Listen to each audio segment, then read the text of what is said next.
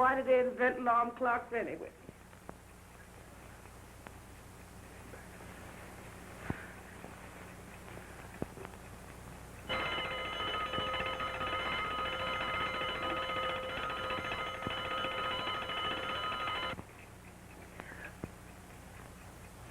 No, that won't do no good. It ain't the clock's fault. I might as well get up from here and go cook those white folks some breakfast.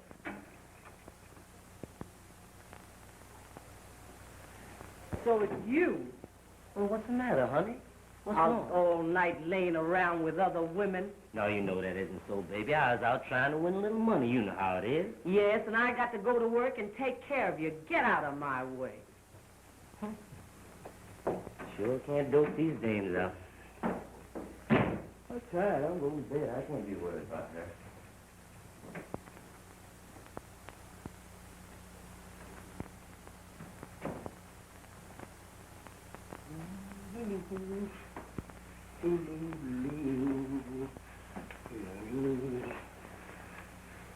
Hope I won't be late this morning.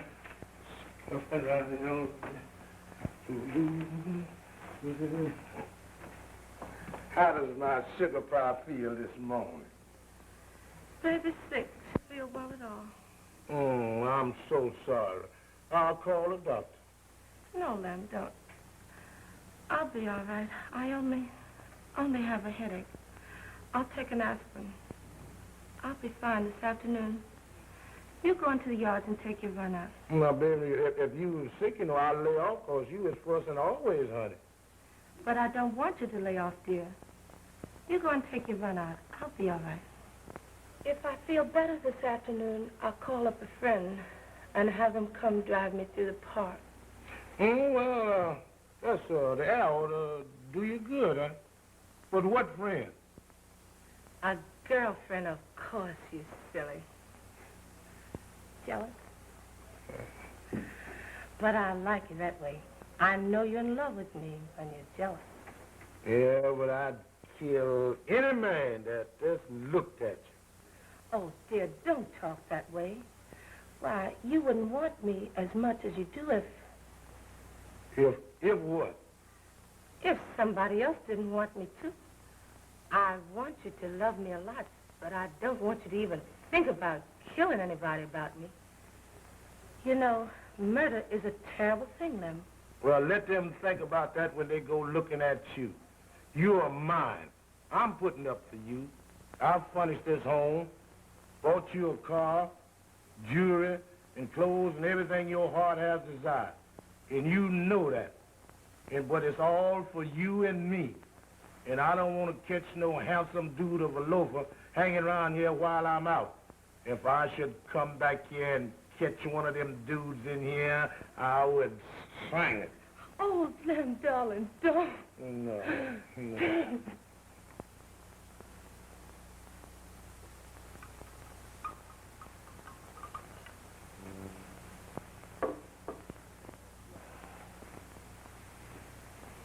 Say, what's worrying you? My man. Oh, then forget it. Yes, but he threatens to kill anybody who looks at me. He's terribly jealous. Yeah, and strong, too. Powerful. Don't be afraid. He's gone. He won't be back for 3 days. Yeah, I know, but sometime to double back from the yard. Now, you ought to have him trained like I got my old lady. Yes? Sure, she never questions me. Wonderful. Sure, gives me all the money and never argues. I wish I had Lem that way. Yeah, now Thursday's her payday. And you ought to get a load of that suit she's having to tailor make up for me. Boy, oh boy. I'll be seeing it. And how? I'm taking you for a spin in the park this afternoon. Okay, how about a long one in the country? Okay by me.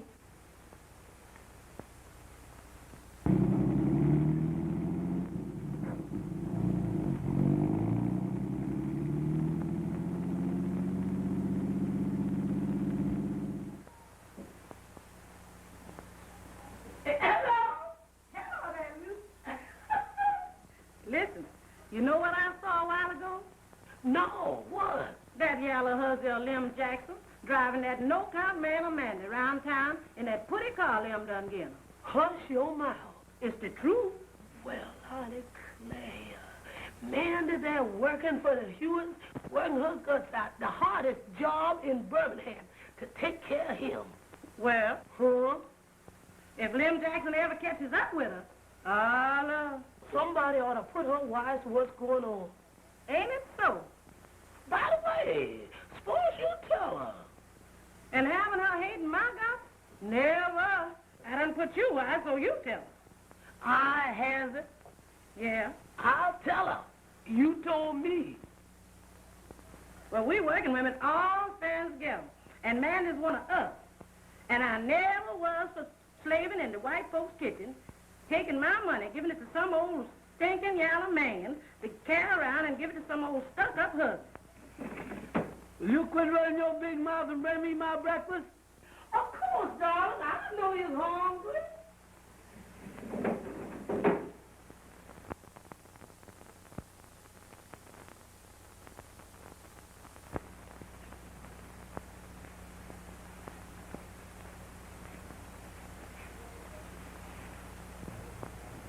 You sure does look nice, darling. Yeah, well, do you like it, honey? Oh, lovely.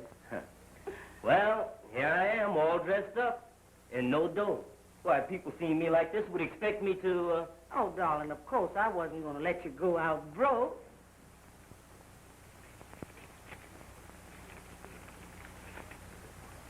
Oh, but honey, surely you're going to leave me car fare. You wasn't going to let me walk to work with these bad feet.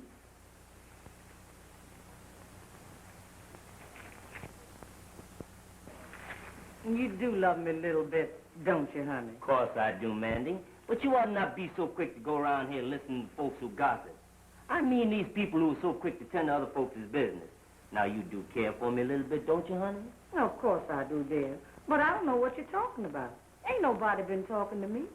Well, listen, then you get just what I mean. I mean in case somebody, for instance, somebody should come and tell you that... That, Cornell, that what? Well, it's like this, Mandy. I ain't no loafer like some of these niggers want to say I am just 'cause I ain't on some coal-heaving job. I could be playing the piano down the Golden River Grill, but me and the manager just can't jive. But as I started to tell you, I'm a businessman, and the white folks know it, too.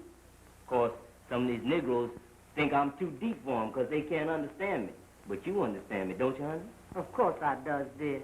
Don't say I does. It sounds so dumb. Oh, I'm sorry. I won't again. I don't want you to be ashamed of me, darling. Well, then just listen to me and say words as I say them. I'm a businessman, and the white folks knows it. Why, just the other day, one of them comes up to me and makes a deal with me to demonstrate automobiles, and all I sell, I get a commission on. Oh, honey, you don't mean it. Sure. Oh, that's wonderful. I always knowed.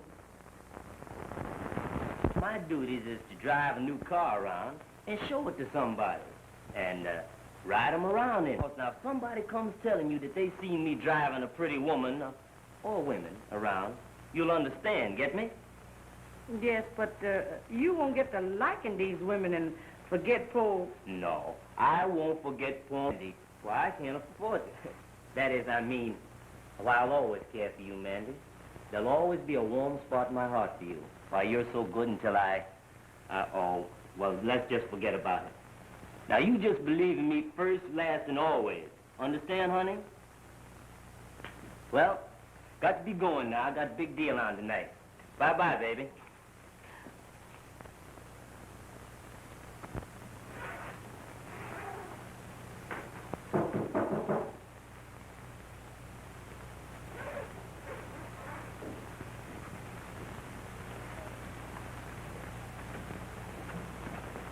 Mandy, you darling.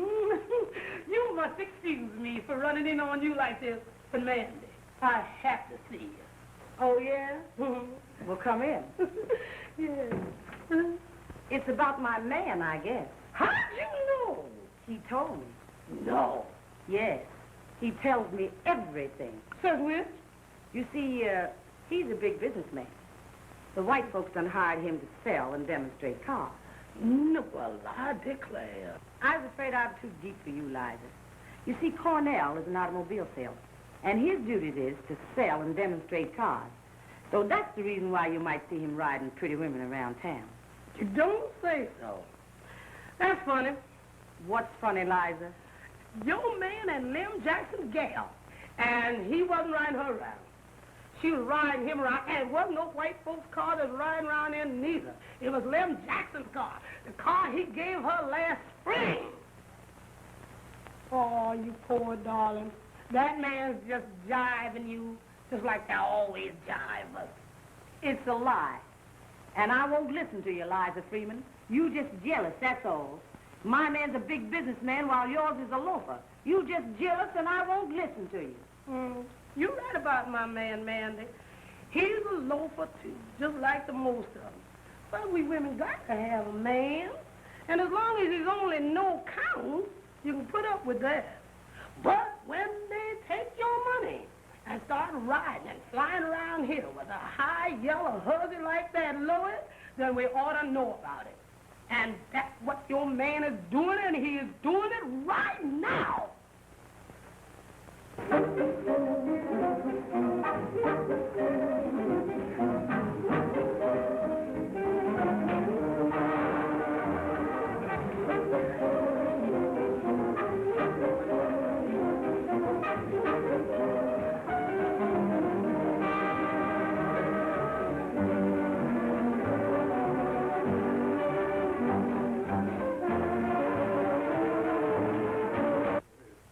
That man is just signifying. But if you want to know the truth, put on your clothes and come with me.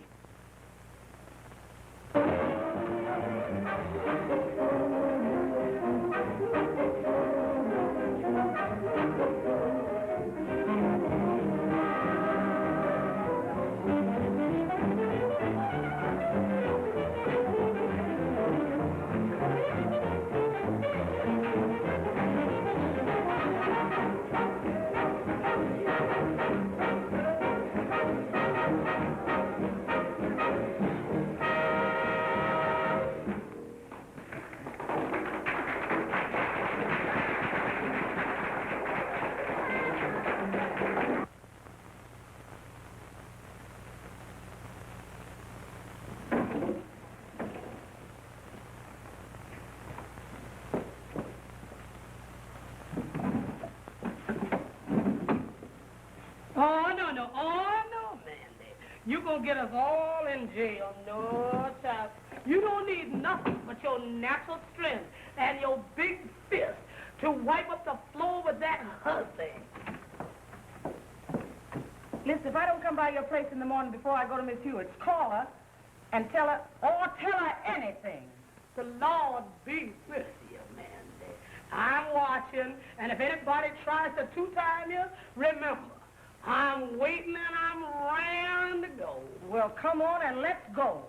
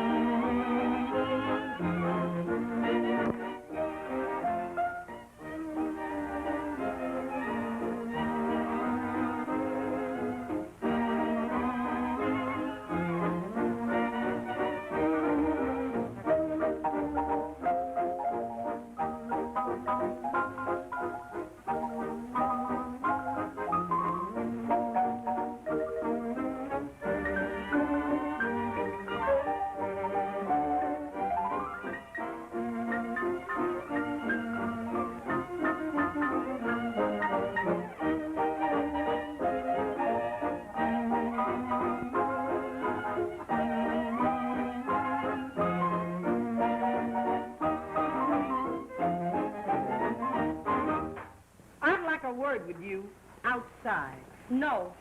I'm asking you like a lady. Please step outside. It won't take long. No, I won't go. Now, look at here, Mandy. Let me tell you something. I just... Listen, brother, just give me... Now, give me my breeches. Now, see here, this is a respectable place. You folks can't... It's still a respectable place, Mr. Perkins. I just got a little business that I want to talk over with this couple. The young lady especially. Lady is right, and I refuse to stand here and be insulted by a kitchen scullion. I understand what you want to say.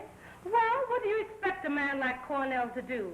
Even if he does spend your little money, you didn't expect him to love you, did you? Why, you should be tickled to death to be permitted to even give it to him. And to think that he would care for a funny-looking old greasy cook like you. That's too much.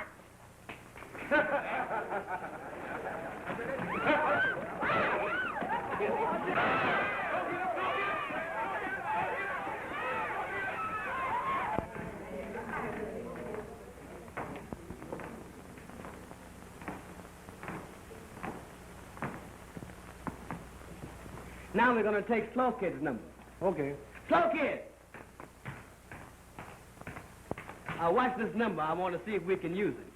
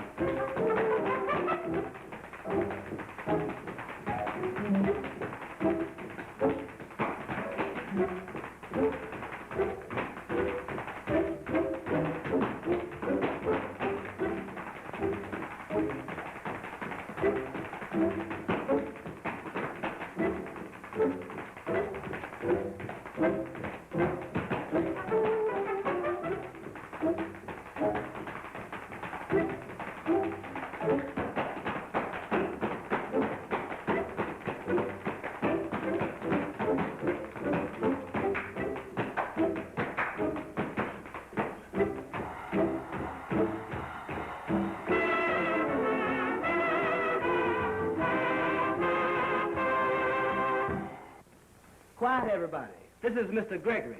He's the man behind the show. He's got his money in the show, and he wants to tell you a few words concerning the plans of the show. Mr. Gregory. All right, folks, gather around. Hear what little I have to say.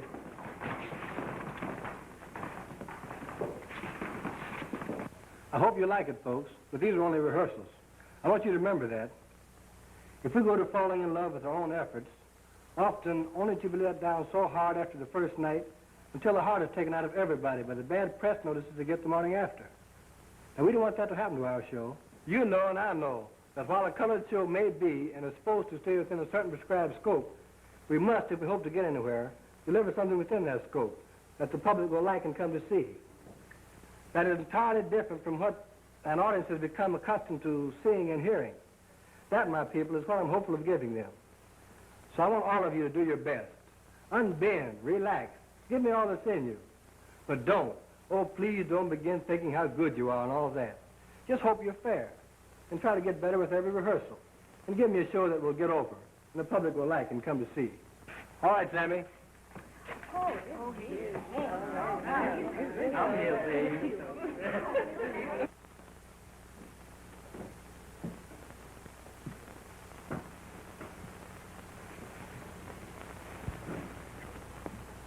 What about the wardrobe, Mistress Boss?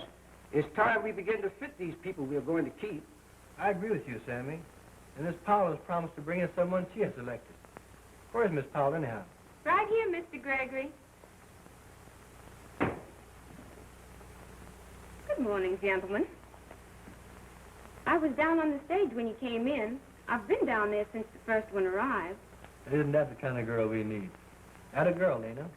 Among other things, I wanted to see how our leads were reporting. On time, or the usual late check. They seem to be coming in on time, aren't they? And most of them, anyhow. Oh, but one. And she's been late every morning. Hadn't arrived when we left. Who is that? Cora Smith. Really? Sammy should know.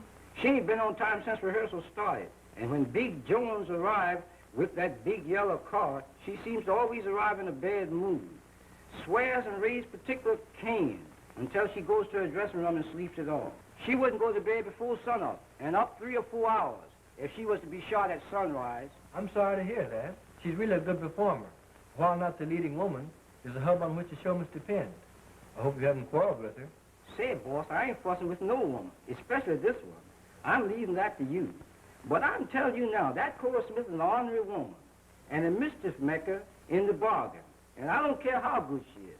And I'm sorry she means so much to the show. She's going to cause plenty of trouble doing rehearsal. And if you want my opinion, after the show opens, too.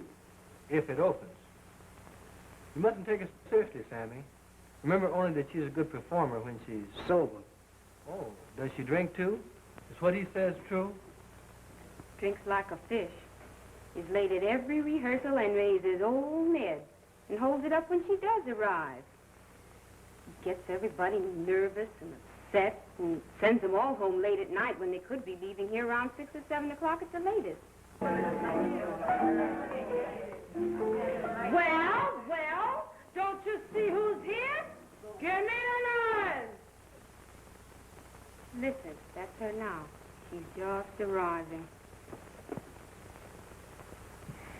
Okay, boss. I'll see what I can do with her. Miss Smith, you're late. Why do you get you so late? Why, you little sawed-off runt. Don't you dare try to bawl me out about being late. Don't you know that I'm Cora Smith, and I was late when I sang for the King and Queen of England. And anybody, you, Ted Gregory, anybody else, can't tell me what to do when I get here. But, Miss Smith, can't you see I'm only asking you to get here on time so we can... Shut up, you spook. I get here when I get good and ready. But, Miss Smith, can't you appreciate that there are others in the cast who would like to get home at 6 instead of at midnight? What do I care what time you buzzards get home? And you yellow hussies, if you don't like the way I does, you know what you can do. And if I catch anybody laughing or kidding at me, I'll wipe up the floor with you, and I don't mean maybe. A little short, sawed-off runt like you, trying to tell me where to hit it, and I've a notion to... Sure, I get here late, 'cause I gets up late. And I had my habits on last night, and I get some on any time I get ready. And I don't propose to be jacked up about it by you, Ted Gregory, or anybody else. Do you get me? All of you. Well, I know my stuff anyhow. And if I feel like I don't want to come to rehearsal, well, I just don't come. And I dare any jigwog here to even just look like he don't like it. This show can't go on without me. So what? What do you mean about getting here late and stirring up all this fuss? What's it to you, big loaf? I'll start all the fuss I want. Shut your big mouth and go on to your dressing room before I... Ah, you big loaf. Will you do it now, sir? Yes, dear. Well, get up. Get up. As your dressing room over there, take yourself on in there and get ready to do what these people want. If I hear that big mouth of yours anymore, I'll close it for you. What a man. My. I think I could like him. You could what? Oh, I mean, I think I'd like to cook for him. You know, make him some hot biscuits like I used to make for Miss Hewitt's back there in Birmingham. You remember. Well, you limit your likes for him to hot biscuits, sister, 'cause he's my man.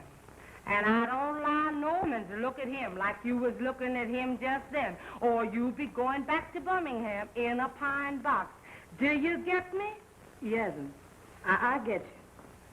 But remember, the first funny moving pass I find you making out of my house.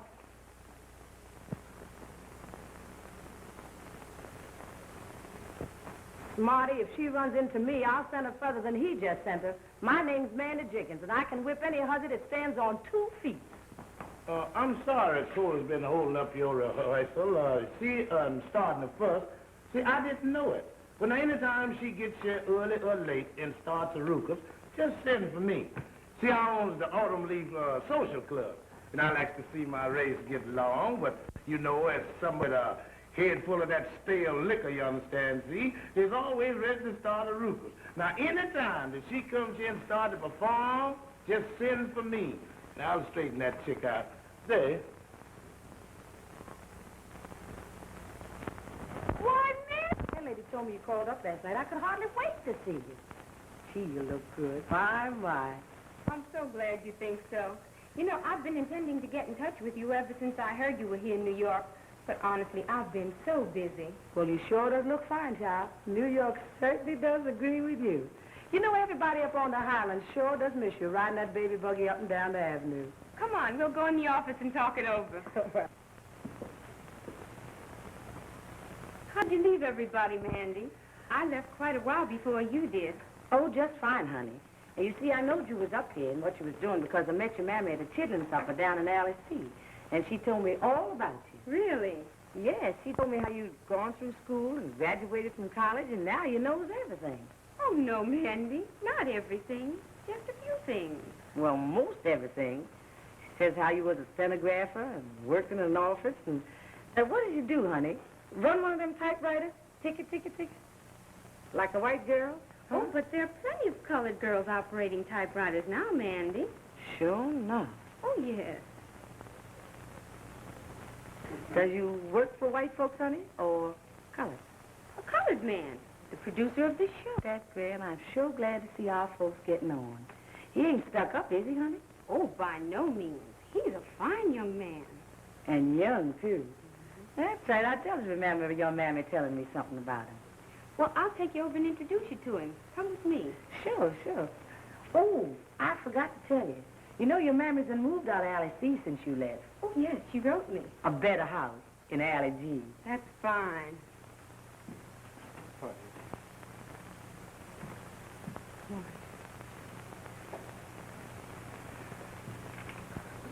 Pardon me, Mr. Gregory. This is the woman I've recommended for our wardrobe mistress. Her name is Amanda. Amanda Jenkins, Mr. Gregory. Glad to know you, Mrs. Where is it, Miss Jenkins? Neither, Mr. Gregory, just plain Mandy. All right, Mandy. She's the one I've recommended for our wardrobe mistress. Then you can sew? Yes, sir, but I cook's best. But I understood you were an expert seamstress. We must have a woman who can sew and trim and fix clothes, not cook for the show. Oh, Mr. Gregory. Excuse me, please.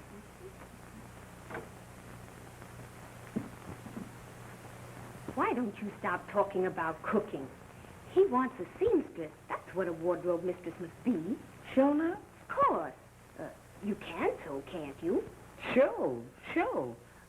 That is a little. Why don't you tell him so? You're from my home, and I want to help you get this job.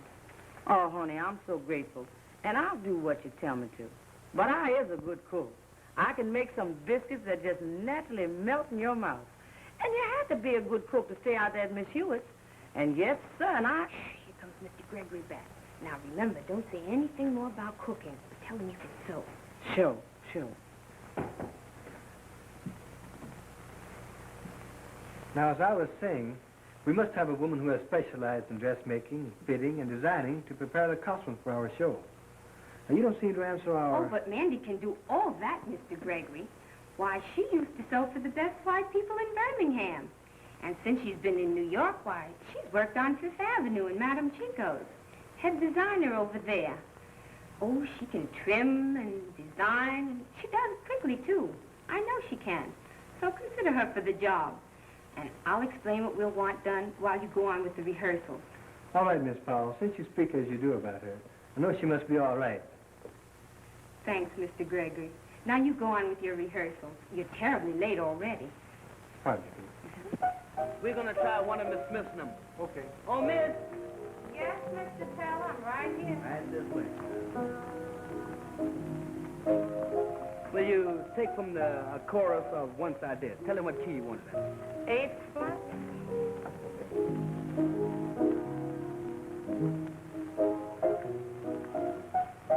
Once I did, but now I love no more. I'll tell you just why. When I did, you always made me cry.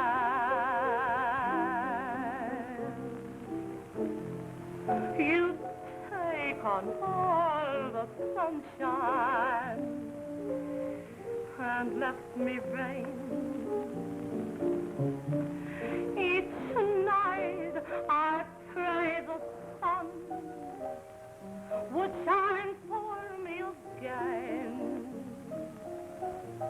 Once I did, but now I don't believe a word you say. From now on, I mean, go your way. It's all over, now you're free. And anything you do, honey, it sure won't worry me. Once I did, but now I love no more.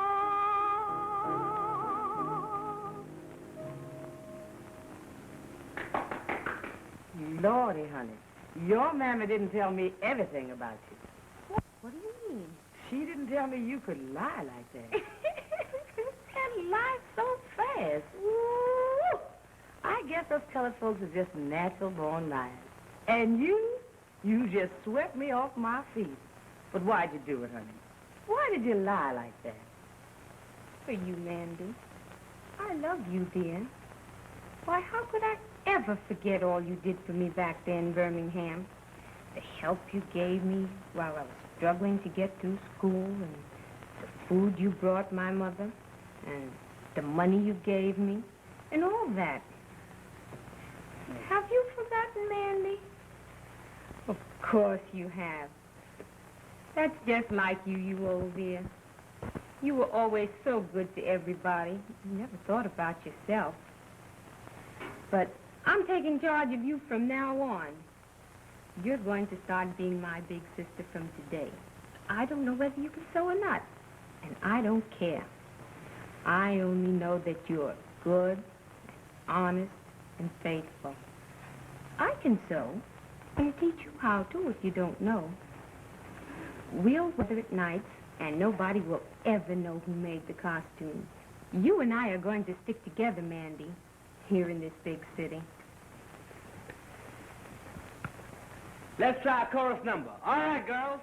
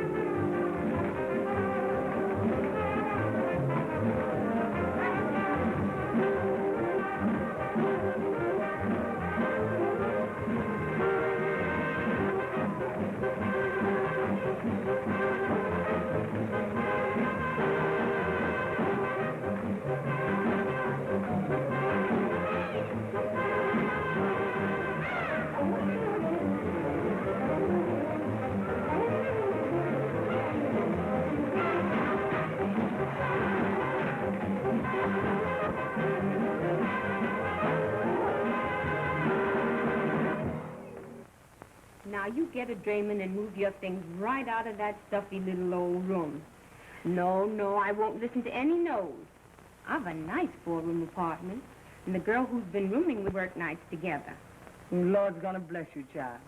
I don't know why you're so good to poor old crazy Mandy, but... Oh, you're not poor and old, and you're not crazy. You're just good. But some people misunderstand you, that's all. Mr. Gregory's coming. Hurry now before I have to lie some more. And I don't want to lie anymore to him.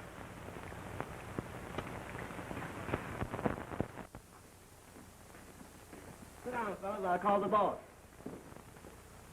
Mr. Gray? Yes? I just picked these boys up in Harlem. Better come down and see what they got.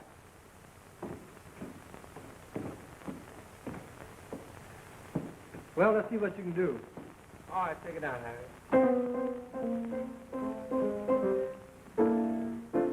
I got rhythm, boy. Say, I got rhythm, boy. You got rhythm, boy. As anything more say, here is some advice to you. Anytime you're feeling blue, just do like I do. And dance, dance, dance. Now, don't, now say, I don't want no romance. They cry, da-da-da, cry, da-da-da. I'd much rather dance, yeah, if it's rhythm you're looking for. Get your eyes right on the ball. Now come on, Levi, and beat it out and swing it. Hey, oh, swing it. Yeah, swing it on out for me, I say. Swing it on out, yeah.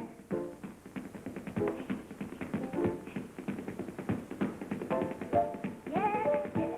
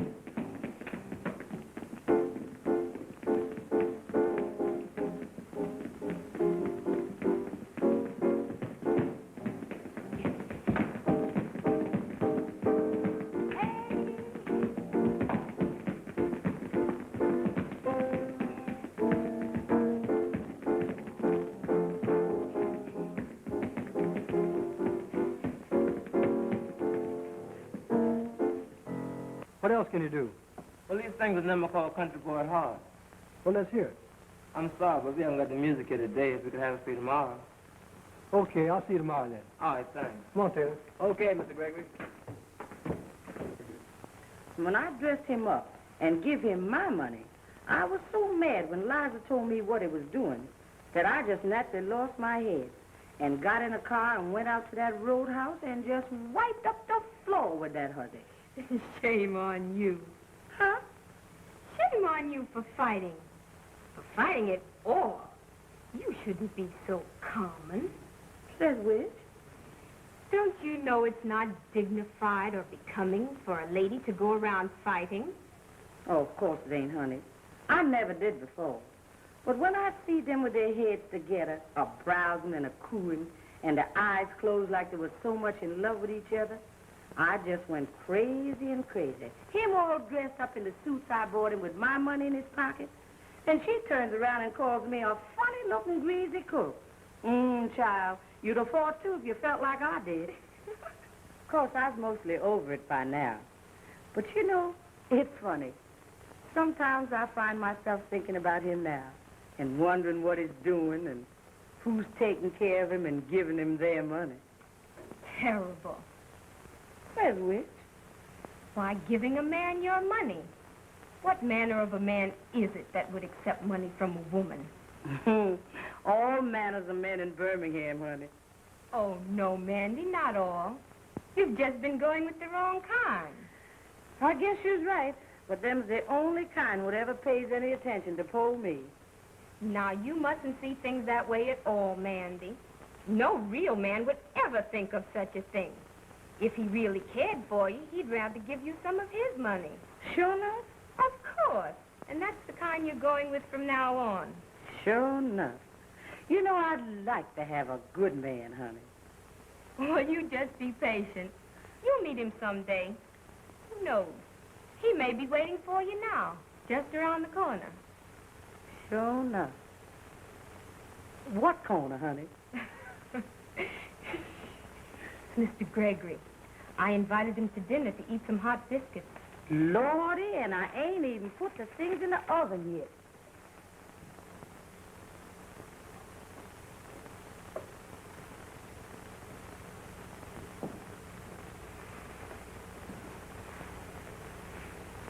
Nice place you have. Thank you. Won't you have a seat? Now make yourself right at home while I go help Mandy with the dinner. Would you like to listen to the radio? I'd rather listen to you, Lena. Why, Mr. Gregory, what do you mean? Why can't you call me Ted? I'm a young man. And don't you understand, Lena? Haven't you been able to see that I love you, dear? Oh, Ted, I'd hoped so, but didn't dare think you did. And do you love me a little too, Lena?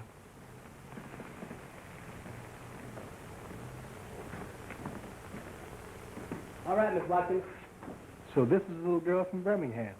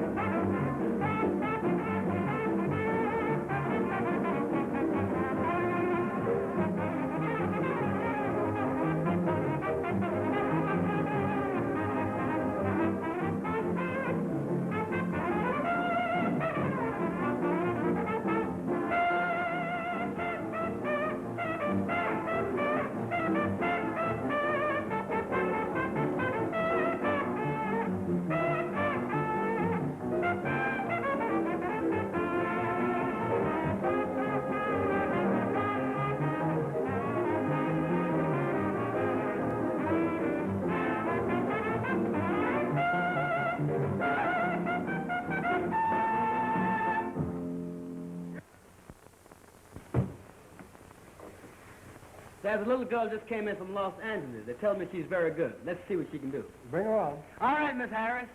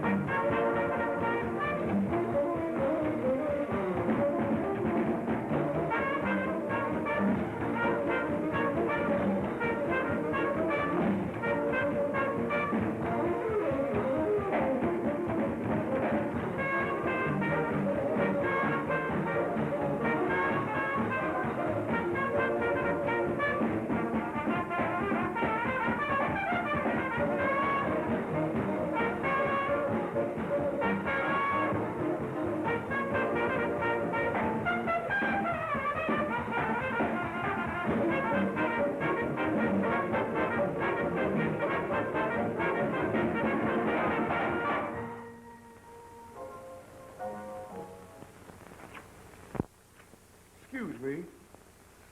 I want to talk to you. What's on your mind, brother? I want to get on relief. Yeah? How long you been here? That's where our conversation has got to be confidential. I was listening.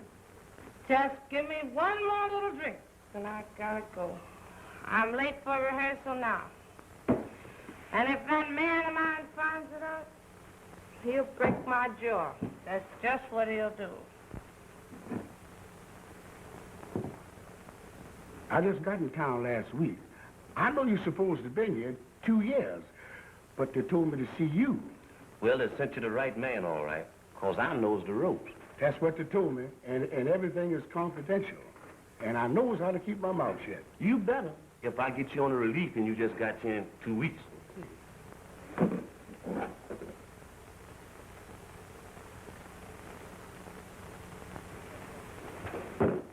I've got you. Now, what am I supposed to do first?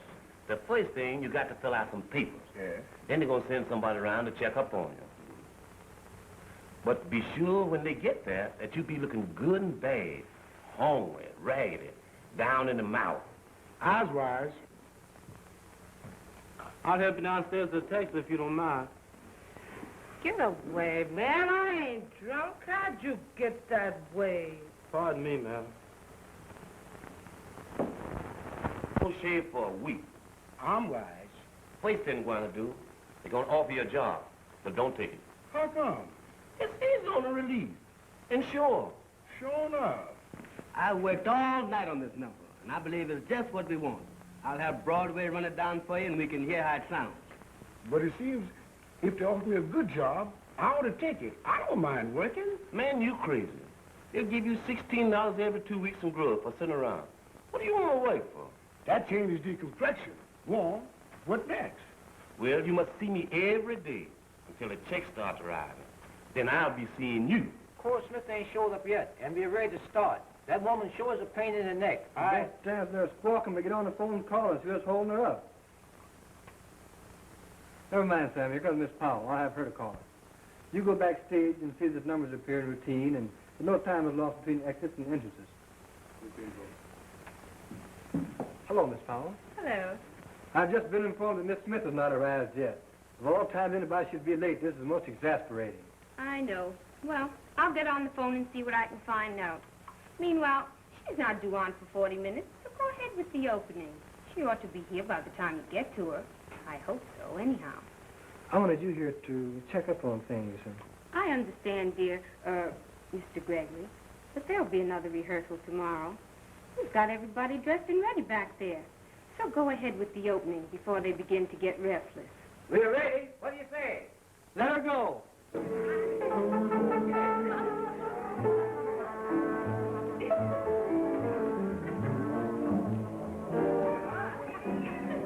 Quiet, everybody. Quiet. Dang it. Now I'm going to run down a few bars of this course with the girls. And if I hear any noise while this is going on, out you go. And I don't mean maybe. All right, Broadway, let her go.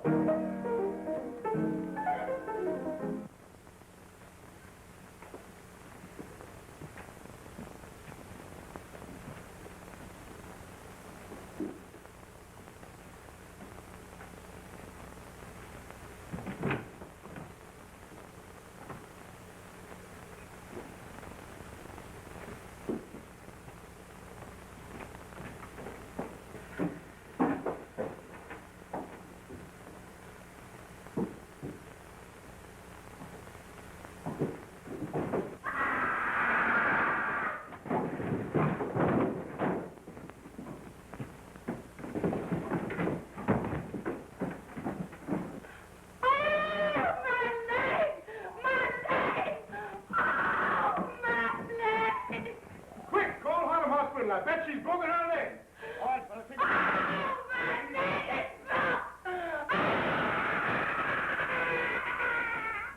Oh, please do. Hurry. She's holding up the rehearsal, and we're due to open in 3 days. Mr. Gregory is frantic. Great jump at Jehovah's. No word from her yet? I've just talked to Mr. Jones. Goodness, let's hope he's found her. Hello. Harlem Hospital? Yes, this is the winter rehearsal hall. I'm answering for Mr. Gregory. What? Yes, we'll come right over. Cora's been in an accident, and they've taken her to Harlem Hospital. Goodness, but I hope it isn't serious. Sammy, call up the rest of the rehearsal for tonight. Cora's been in an accident, and she's in the hospital. Well, Mandy, did you hear the good news? Laws of mercy. Well, you take care of everything while we hurry to Cora. Sure.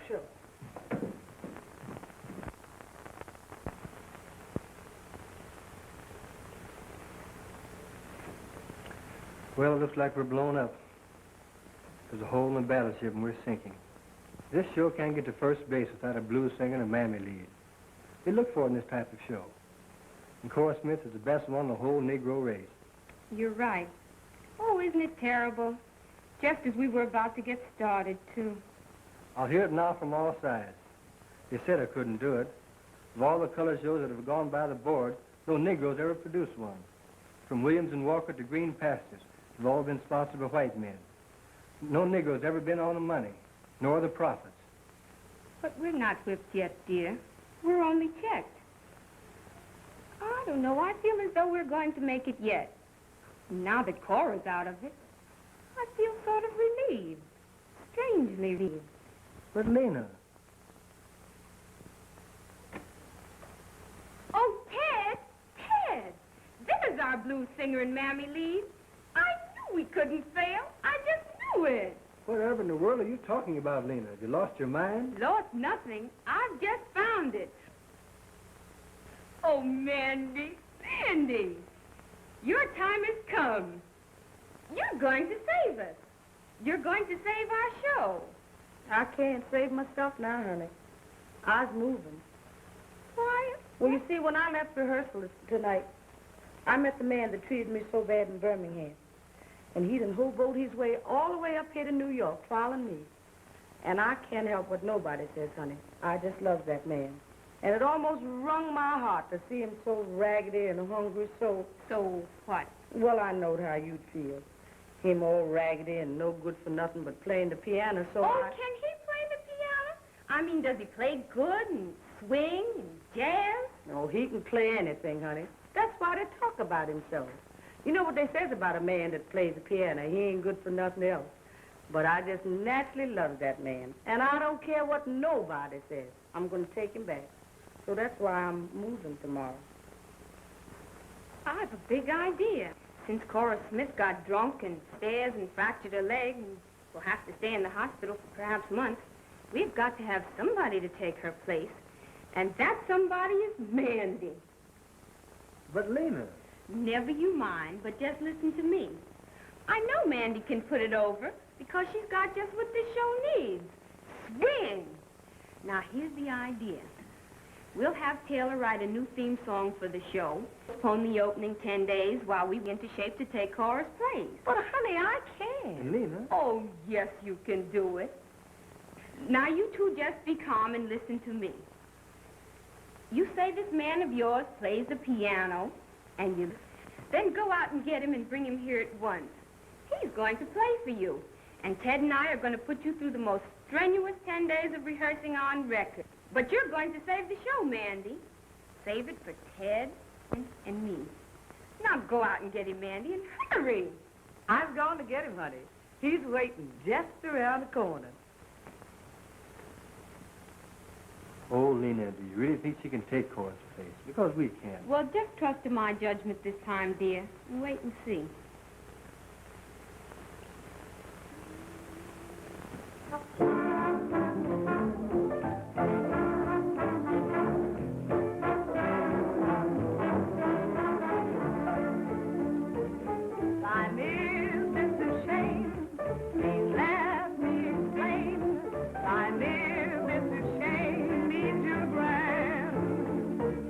Once more I'll explain. I live, it's a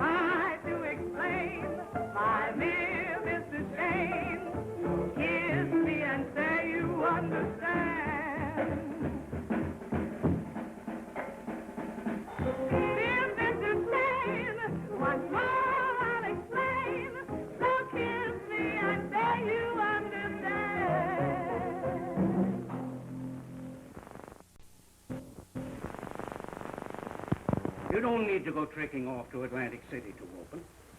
I'll put a show on in my theater as it is. Mr. Brackett. Now, I know just what you're going to say, but let me do the talking this time. Now, you've worked hard. All producers do that. Now, you've got a fair show. But with one exception in your show that you're all afraid of. With the possible exception of Miss Powell here. It's just another colored show. It'll last about as long on Broadway as the average one that's been brought down from Harlem has been lasting. But you've got in this show one spot that is a constellation. And that one spot is the new woman you just rushed in at the last minute, Mandy Jenkins. She is the most original and versatile person I've ever seen. With her on a long-term contract, you've got the biggest colored possibility since Williams and Walker. And it's because of her and the spot she is in this show that I am ready and willing to open on Broadway without even an out-of-town tryout. And to show you how much I think of it, I am ready and willing to assume all financial obligations of the show from now on and lay in your hands a check for $10,000 advance on your share. And the check can be certified. I'll use the 50 square feet over the top of my theater for the biggest electric sign on Broadway. My only stipulation is that the name of the show be changed to Mandy Jenkins in I Love That Man.